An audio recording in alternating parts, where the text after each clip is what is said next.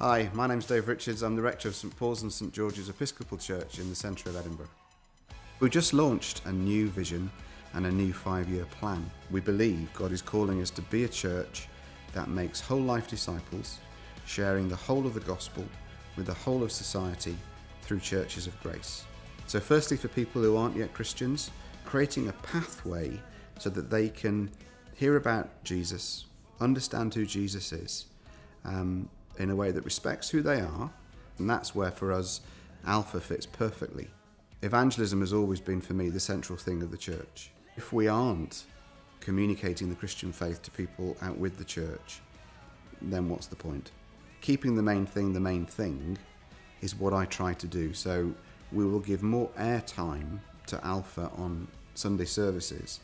It gets more promotion than any other area of the church's life. It's that combination of giving people the opportunity to invite their friends, their neighbours, their work colleagues, reinforcing that with the amount of times that you speak about it, which reinforces to the church that this is something of primary importance, but then also giving them confidence.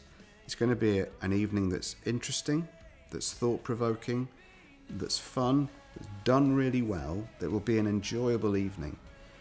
So we put a lot of effort into our Alpha launch banquet at the start of each of the courses.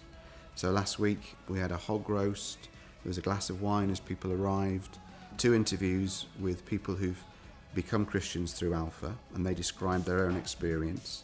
And then I interviewed Julia Immonen, who is a cross-Atlantic rower, about her life and her life story and how she became a Christian and how Alpha had played its part in that. We had to kick people out at 10 o'clock.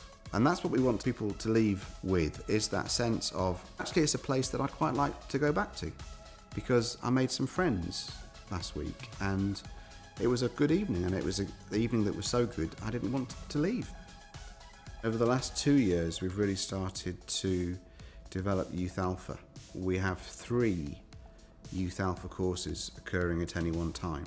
Excitingly, one of the ones that has opened up in the last year has been at Fettes College.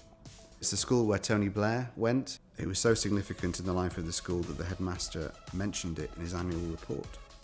The buzz of conversation and the anticipation and the excitement is something that is really, really exciting. We've seen a significant number of young people come to faith through Alpha. It seems to be a vehicle that young people will have confidence in to invite their friends.